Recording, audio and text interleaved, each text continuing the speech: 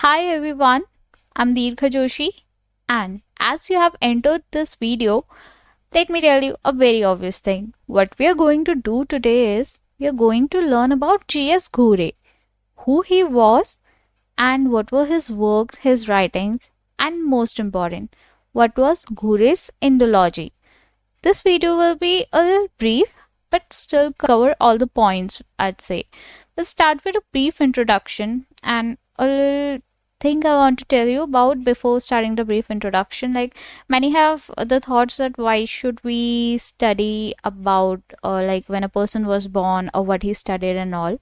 This is because in sociology, if you want to know someone's thought process, like अगर आपको जानना है कि इंसान कुछ सोच रहा है और वो क्यों सोच रहा है, ये आपको जानना बहुत ज़रूरी हो जाता है. लाइक बचपन से बड़े होने तक का क्या क्या वो चीज़ें थी जिनने उन पे इन्फ्लुएंस डाला, जिनकी वजह से अभी उनका थॉट प्रोसेस ऐसा हुआ.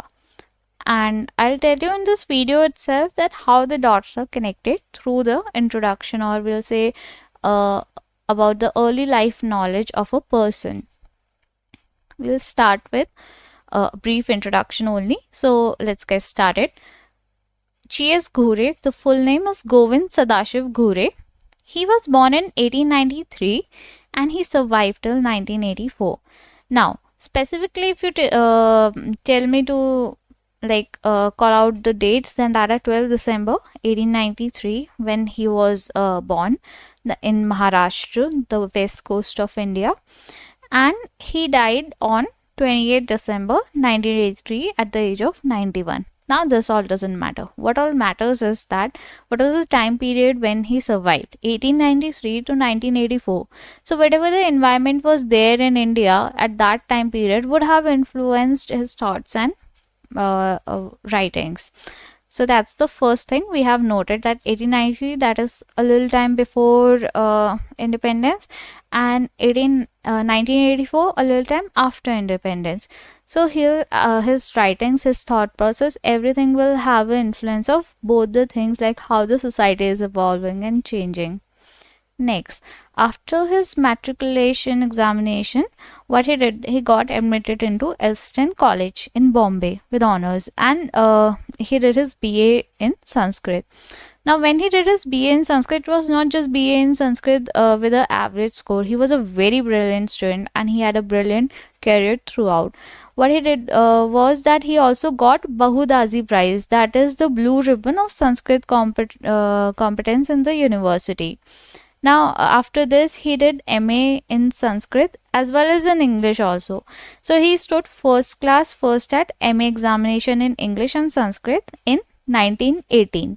And because of this, he was awarded the Chancellor's Gold Medal. No one before that time had obtained a first class at MA with Sanskrit till that time. So, we could just know that he was an extraordinary student. At the same time, after doing his MA degree, he started teaching in the same college. Now, we can also see that in various colleges, like in the University of Mind, the master degree students used to teach the graduates also. So, that's a common thing. Now, while he was teaching, what he did was he submitted an essay on Bombay as an urban center to Patrick. And who was this Mr. Patrick? He tried to open the Department of Sociology in University of Bombay.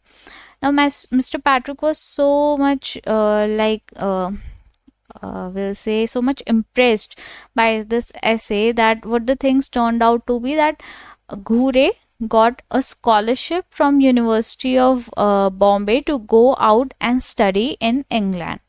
So for his PhD, he came to Cambridge University, and in 1922 his PhD was completed. Now, under whom he did his PhD? So W.H.R. Rivers was his PhD guide. So obviously he had an influence on his thought process because he was his PhD guide.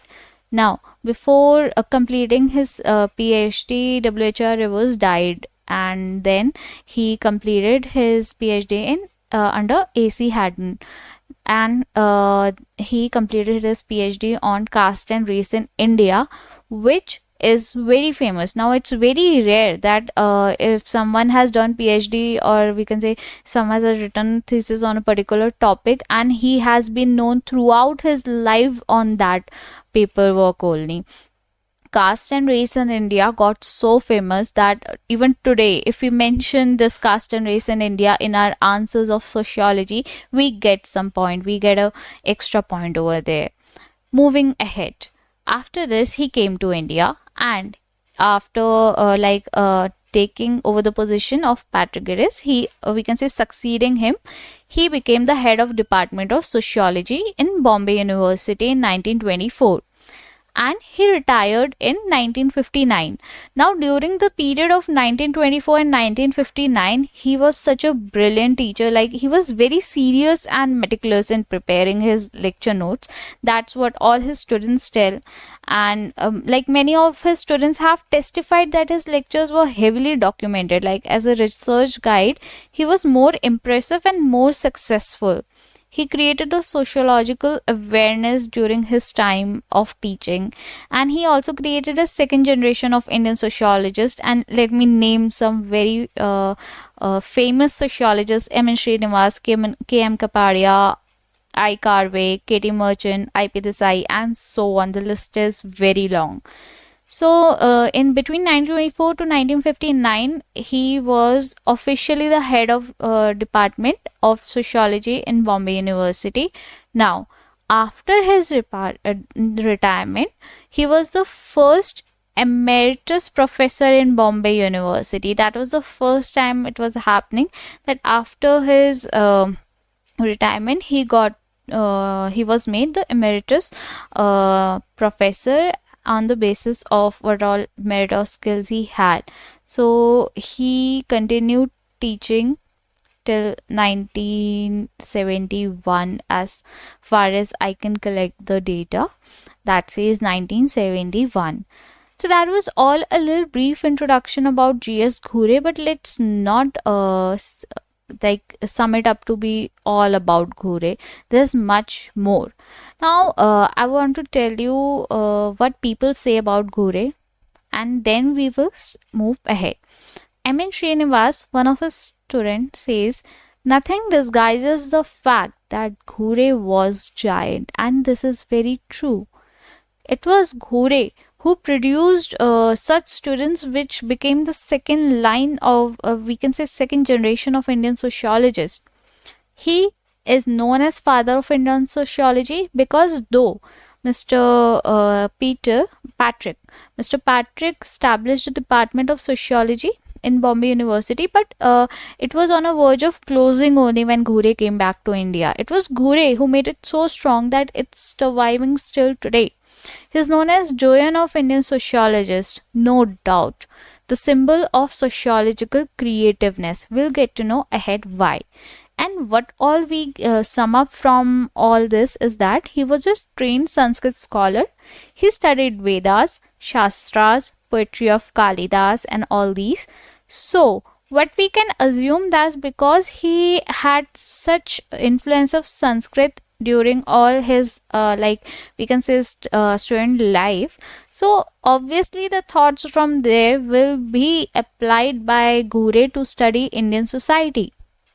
That becomes a very important point, and we can even mention it in the answer. And why we get to know that, why we'll never forget it, because we know that Ghurye has studied BA and MA in Sanskrit, so obviously the thoughts from there will influence his thought process. Now we'll get know that what Ghurye exactly did. In 1952, now as we can see, as we knew a few slides back, that in he started teaching in 1924, like he became the head of department, and in 1959 he retired. So in 1952, during his professor time only, when he was the HOD, he established the Indian Sociological Society, and this Indian Sociological Society is the apex disciplinary body in the country till now. And then he started the journal Sociological Bulletin.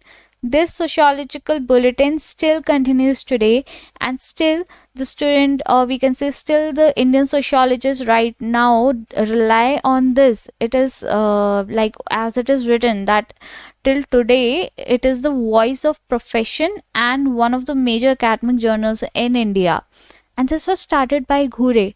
So when we studied that, M.N. Srinivas said that it's nothing disguises the fact that Ghurye was giant, then yes, Ghurye was a giant because he started two things which still survives. He guided 55 students for doctorate in sociology, and it's not a normal thing for any professor to guide 55 students for doctorate in sociology, that too at that time. It's a very big thing. When let me name some, like I have named before also, but let me name them again. Few very famous who have achieved a very heightful position: Iravati Karve, Damle, M.N. Srinivas, M.S.A. Rao, A.R. Desai, D. Narayan, I.P. Desai, M.S. Ghurye, Suma Chitnis, Victor D'Souza, and let me mention some more: G.B. Unwala, M.L. Sharma, K.C. Panchanidkar, and many more. Like, list is very long. I just cannot mention every name here, but we don't need to remember all also. We just need to know that he was such a like successful professor, we can say, because he taught his students, and he just not taught, he produced more sociologists in India. He promoted and directed the course of research in diverse field of Indian society. That's very true. He had many students, he guided them, he directed them, and they just took the charge of like making their views on Indian society, and hence Indian sociology developed very nicely. Next, let's study that what was Ghurye's Indology. So, first thing, Ghurye used historical and comparative methods. Now, why this? Because Ghurye used to think that whatever the society is today is because of its past. So we should study its past, and not just the past, we should also study the change. This was his mindset, and he used to compare like what the society is today, what the society was in the past, or like in between today and past, what the time period of that time. He used to compare. In all his Indology, culture was the main central element. And what approach he used? That he used historical, diffusionist, and descriptive ethnography. He insisted on fieldwork. Someone said that he insisted on fieldwork, though he himself was an armchair scholar. That's not completely true, but yes, it's said so. It's true in major cases, but not completely true. And he relied on anthropological fieldwork also. We also acknowledge him with the term theoretical pluralism, like his approach, because he tried to study the Indian society through multiple methods. That was not just one method. He used to say, tell his students to do fieldwork also, to rely on fieldwork also, and his major works were also referred by many of the sociologists to move further. To him, Indian society is a Hindu. Very, very important point, right? To him, Indian society is a Hindu society, and Indian society can be seen as a continuation of his historical roots. Now, that's the reason why he used historical and comparative methods, reflecting a deep connection to its past. That was all his thought process, and he used to study historical texts, Vedas, and all to study Indian society, because he had a background in Sanskrit too. So he had a knowledge, he used to study that. Now let's know a little about what was his broad areas of studying. Like, he used to study caste. Now, his major work and writing were in these all broad areas in caste. Like his first book, we'll not say a first book, his first research paper was only on caste and race in India in 932. In this, he examined the caste from historical, comparative, and integrative perspective. He tried to understand caste from like historical texts, combining it with fieldwork and cultural perspective. He studied caste mostly as diffusionist and as a historian. He tried to analyze through textual evidences, ancient texts, both from cultural and structural perspective. So he was not limited to one methodology. He like whatever was possible for him to apply and to study Indian society and to get best output, like best output of thoughts or the best output of what Indian society is. He used that. According to him, caste was a product of Indian culture, changing with the passage of time. And Aryans never introduced themselves as Brahmin, what he said, and they never they practiced occupation based on the caste names, based on which the caste names were allotted. So this was what his observation came out, the main observations. And according to Ghurye, caste was considered as the central to organize form of division of labor in Aryan society. Now, he said that before, whatever, like at today, whatever the conditions be, but earlier the origin was like this way. He explains caste in India on the basis of 6 distinctive characteristics also. First was segmental division of society, then hierarchy, then civil and religious disabilities and privileges, lack of unrestricted choice of occupation, restriction of food, drinks, social intercourse, and endogamy. So these all were the 6 things because on the basis of which he explained the caste. Now, if you want to want me to explain you more about caste as per the Ghurye's perception, then you can pin me down in the comment section. I will make another video for that. For tribe, like in tribe, he rejected the British policy of isolation openly. He said that tribes are backward Hindus and they differentiated them as Hinduized tribe, partially Hinduized tribes, and hill section. Like he said, the tribes can be classified in 3 parts: Hinduized tribes, partially Hinduized tribes, and hill section. So according to him, backwardness was due to their imperfect integration into Hindu society. They were not able to properly integrate in Hindu society, hence they were a little backward Hindu, not perfect Hindu. He cited examples of Santals, Bhils, Gond, and these all examples, and he studied the impact of outsiders also on tribal culture. And he said that in for British, that no appropriate policy were given by the British for their development, and the forest policy was a hardship on these. He also wrote on coolies in Maharashtra. So and he ideologically debated with Elvin over the issue, debunked the idea of isolation. So he argued that the incorporation of Hindu values and we can say the norms into tribal life was a positive step in the process of tribal development. He also wrote a very famous book, The Scheduled Tribes, where he dealt with historical, administrative, and sociological dimensions of Indian tribes. So, what Ghurye said that tribals should be assimilated into Hindu caste because they are backward Hindu, and then he categorized themselves in 3 parts: Hinduized tribes, partially Hinduized tribes, and hill section.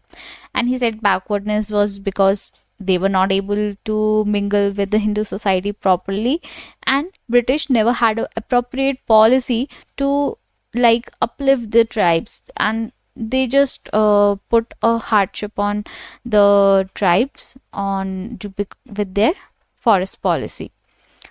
He had his thought on urbanization also. He said that urbanization in India is not just due to like industrial growth, rather it started within rural area.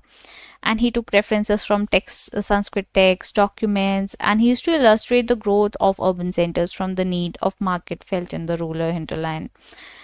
If we talk about religion, then Ghurye thinks that religion is not at the center of total culture heritage of the man. He gave 5 foundation of culture. First was religious consciousness, then conscience, justice, then free pursuit of knowledge and free expression, and the 5th and very important, toleration.